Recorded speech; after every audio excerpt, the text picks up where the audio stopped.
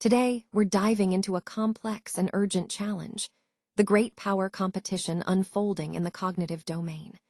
We'll explore how strategic ideas and information act as powerful tools, shaping perceptions and forcing rivals to adapt in ways that disrupt established balances. It's about gaining the intellectual high ground in an ever more entangled world. Let's start with a quick look at where psychological operations, or PSYOP, really took shape.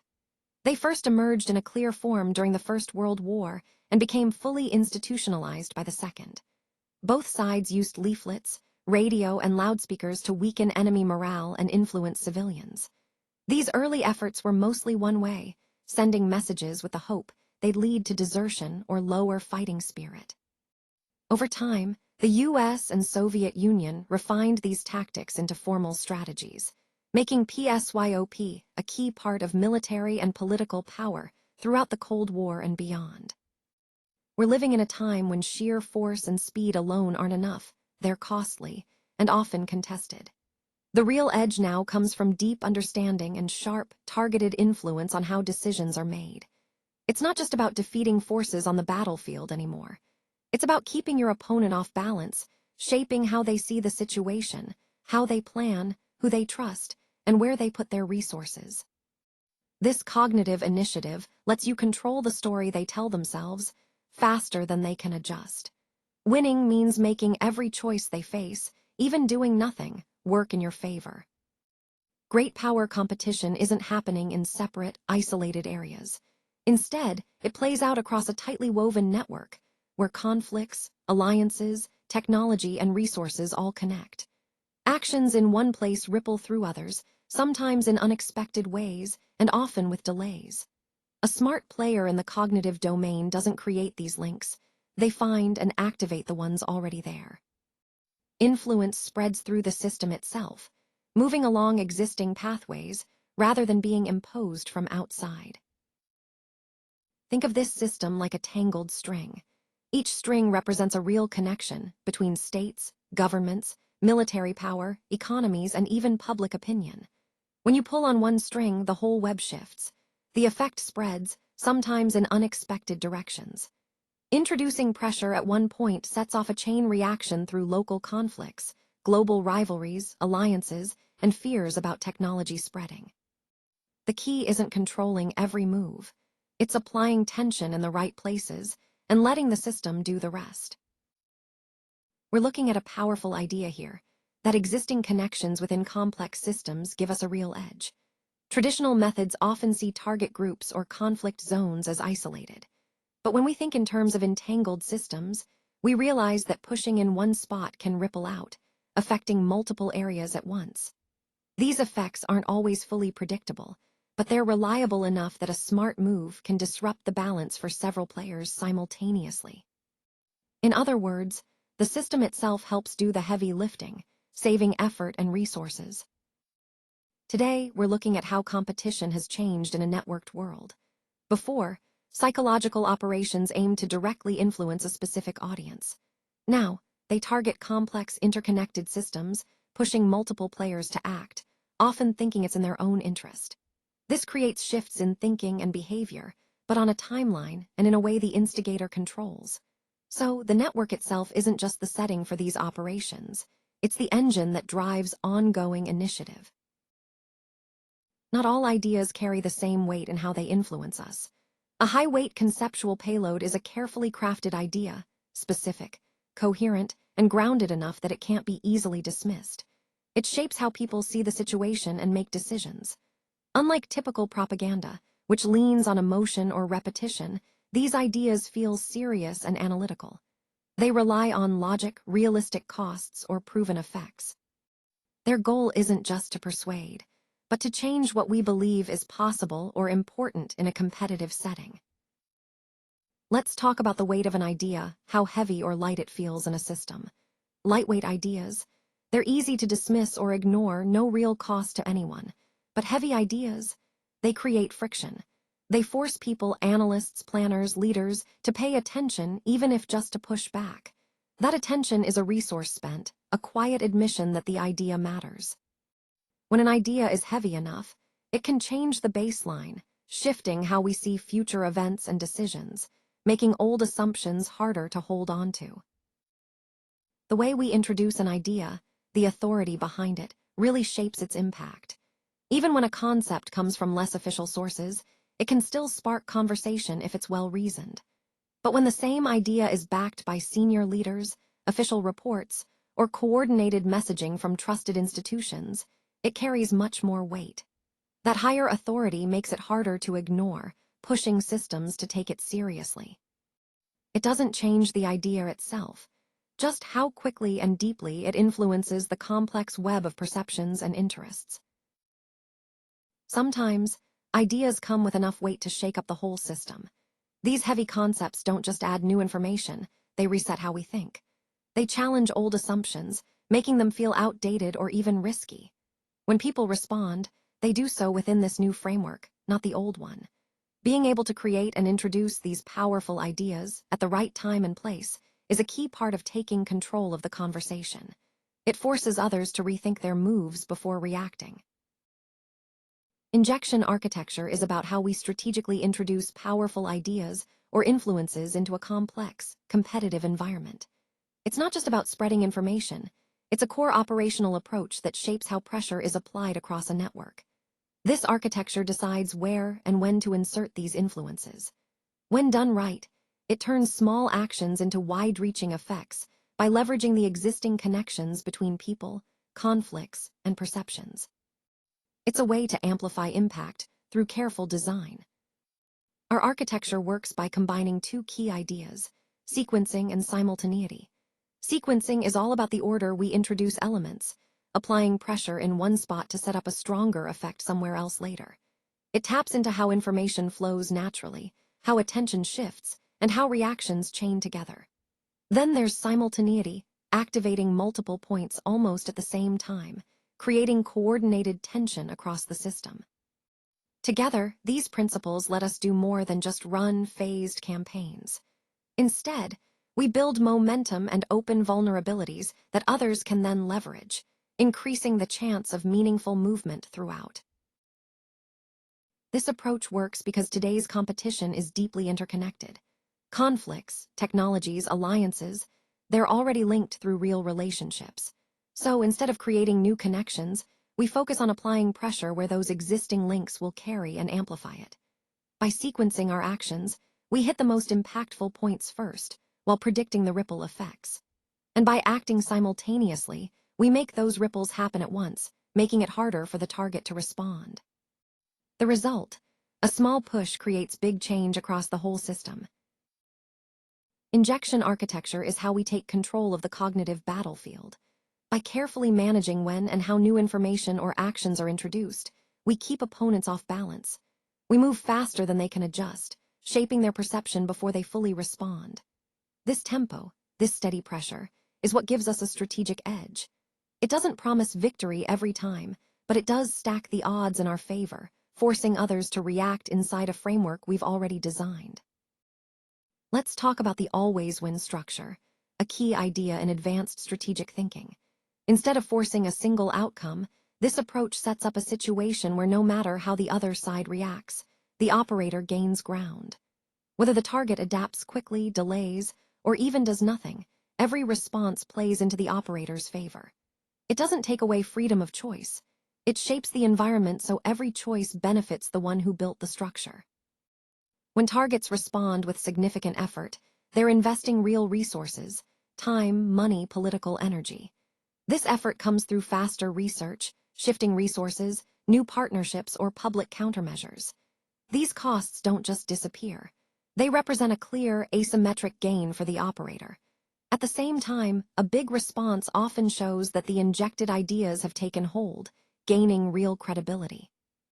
Even if the target ends up stronger, their actions have been shaped, and often sped up, by the operator's initial move. Sometimes, even when targets only respond halfway, or try to handle a challenge quietly within their own systems, we still make real progress. The key ideas have reached deep into their decision-making. Bureaucratic and political gears start turning, even if the changes aren't obvious at first. Over time, this shifts how they evaluate new situations and set priorities. The old balance becomes harder to keep, even if no one sees it changing right away. Sometimes, doing nothing feels like the safest choice. But in complex, interconnected systems, that inaction can actually be the worst move. When heavy pressures are introduced, the old status quo disappears. It's no longer neutral or without cost. Standing still becomes visible to everyone, your own people, your allies, even your opponents. It looks like complacency, or worse, neglect. And because everything's linked, the effects keep spreading, even if you don't act again. So, choosing not to respond means you're already losing ground. What makes this approach truly powerful is its reliability. It doesn't depend on the target making big mistakes or facing overwhelming force. Instead, it works because every choice the target makes, even doing nothing, moves the operator's goals forward. This is the real strength of entangled systems, heavy payloads, and carefully planned injection strategies. They turn the target's own logic and self-interest into tools that keep up the pressure, again and again, over time. Let's talk about the intellectual high ground in cognitive operations. This isn't just about winning a single argument or swaying public opinion for a moment. It's about setting the dominant framework, the lens through which everyone interprets events and possibilities. When you hold this high ground, future actions and decisions get judged by the terms you've established, not the old ones. The power here isn't in silencing others, but in making your perspective the default starting point for everyone else. Narrative reset is how we take control of the conversation and keep it there. It's about introducing new ideas or scenarios that change what everyone thinks is possible or important. We don't need everyone to fully buy in, just enough to make the old way of thinking feel outdated. Once that happens, everyone has to rethink their position. The one who can do this more often, and more convincingly, shapes the playing field to their advantage. The real strength of a narrative reset comes from how it shakes up the old way of doing things. When powerful ideas challenge what we thought we knew about costs, growth paths, or the benefits of certain capabilities, it becomes harder to stick with the status quo without change. Doing nothing then starts to cost more than just money. It hits credibility and trust. Because everything's connected, a shift in one area ripples through others, building pressure that makes the new perspective stick. Let's talk about what it means to hold the intellectual high ground. It's not just about winning once, it's about resetting the narrative again and again. Each reset shifts the playing field, shaping how others plan, who they ally with, and where they put their resources. Over time, this builds momentum. The more you reset, the easier it becomes. It doesn't erase your opponent's choices, it frames those choices in a context you've crafted and keep controlling. Let's talk about what we call the both wins dynamic.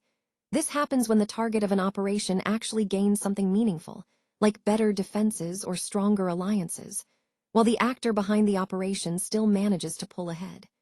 It's not a contradiction, but a natural part of complex systems. The target adapts, sure, but that adaptation happens on terrain shaped by the operator, often at a cost the target wouldn't face otherwise. So both sides win, but in very different ways. When the target adapts effectively, it might seem like a win for them, but the operator still benefits in several important ways. First, the very act of adapting often confirms that the injected ideas are strategically relevant, boosting their credibility in wider circles. Second, adaptation demands resources and attention, pulling effort away from other priorities. Third, because everything is connected, these adaptive moves create new tensions elsewhere, opening fresh opportunities. And finally, adaptation happens against a changed baseline, which usually means the new status quo favors the operator's position. This dynamic makes cognitive processes more resilient overall. When people believe they can adapt effectively, they're less likely to deny reality or react in ways that harm themselves. For the operator, this means a lower chance of triggering uncontrolled escalation, while still pushing the target to move within a changed environment. Essentially, the target's own rational decisions keep the pressure going, instead of breaking it. This creates a sustained influence over time, rather than a quick, unstable reaction. In strategic terms, this idea of a both wins dynamic is about how advantage works in the cognitive domain. The key isn't stopping the other side from getting better. Instead, it's about making sure their improvements come at a higher cost. We want any gains they make to happen under conditions that favor our bigger goals, and that create new tensions in the system. Advantage here isn't about the other side falling behind. It's about keeping a consistent gap between what they pay and what they gain, on terms we've shaped. To stay ahead in the cognitive domain, we need a unique set of intelligence capabilities. This isn't just about tracking enemy moves or intentions anymore. Instead, it's about deeply understanding the whole competitive landscape, how conflicts, players, perceptions, technologies, and resources all link together. We have to map this constantly, updating our view as things change. Without this kind of structural intelligence, even the most powerful actions can miss their mark, hitting weak points or failing to ripple through the system as intended. System mapping is about seeing the real connections between different areas of competition. It's understanding how what happens in one conflict changes how others see threats. It's tracking how technology moves between states and non-state actors. And it's noticing how shifts in elite or public talk shape decisions across governments. When we map these links well, we can predict where tensions will spread, not fade away. We also find weak spots where small actions can trigger big ripple effects through the network. Real-time operational intelligence is just as crucial. It means watching and understanding reactions as they happen across a complex system. This lets us see how messages are landing, where pressure points are building, and if the intended spread is actually unfolding. With this insight, we can tweak timing, order, or focus on the fly, based on real responses, not just predictions. When multiple players are active at once, staying aware like this keeps the momentum going and stops the target from shutting down effects before they add up. At the heart of cognitive operations, system mapping and real-time operational intelligence form a powerful foundation. They let us fine-tune complex payloads and design injection architectures that work seamlessly. More importantly, they allow us to reset the cognitive environment repeatedly, staying one step ahead before opponents can react fully. Without these capabilities, even the smartest plans tend to be one-offs, lacking lasting impact. But with them, we treat the environment as a living system, shaping it over time through precise, ongoing actions. This kind of intelligence is what keeps us in control, driving persistent cognitive initiative. We're entering a new era in warfare, where traditional strengths like sheer numbers, speed, or cutting-edge tech are no longer guaranteed advantages. These assets are harder to maintain and easier to challenge. Instead, success depends on deep understanding, seeing how different domains connect and interact. The real power lies in precise, smart interventions that shape the bigger picture, influencing not just one advantage, but the entire landscape where multiple strengths come together. This systemic insight is what will define future military success. This capability lets an actor project influence across a broad and complex battlefield. By working through interconnected systems, powerful tools can create pressure on multiple fronts at once. This forces opponents to spread their focus and resources thin, often weakening their hold in one area while they shore up another. The aim isn't to dominate any single domain outright, it's to reshape the entire decision space, making it harder and more expensive for adversaries to keep their edge. This marks a major step beyond traditional psychological tactics. Traditional approaches to influence were mostly straightforward, linear, and episodic. They aimed messages at specific audiences, hopping for clear, direct effects within a set timeframe, like changing opinions or behaviors. These methods worked, but they saw environments as separate, with influence flowing through clear channels. Today, though, things are different. Influence operates through complex networks, spreading pressure across many areas. The goal now is to keep resetting the cognitive baseline faster than opponents can react, maintaining a constant advantage instead of occasional wins. What we're seeing here is a fundamental shift in how strategic advantage is created and held. In a world where material and technological edges are costly and hard to keep, the real power comes from shaping the way opponents see and interpret the situation. It's about combining a deep understanding of complex systems with the skill to make precise cognitive moves. This doesn't replace strong forces or tech. It changes the game by influencing the environment where all competition happens, all the time. Let's wrap this up by focusing on one key idea. When traditional advantages get harder to hold onto, the real power comes from shaping the environment where decisions are made. It's not about forcing outcomes directly. Instead, it's about introducing ideas that shift what people believe about risk, cost, and what's possible. Once those beliefs change, everyone has to adapt, often at a higher cost, and that change tends to stick, making it tough to go back to the old way. This approach marks a clear shift from traditional psychological operations. Instead of relying on direct messages aimed at specific effects, it works by unsettling a complex, interconnected system. The pressure isn't constant, it spreads and grows on its own. In this environment, doing nothing isn't neutral anymore. It's a choice, with consequences. Even when the target adapts well, they're responding within a landscape that's already been changed.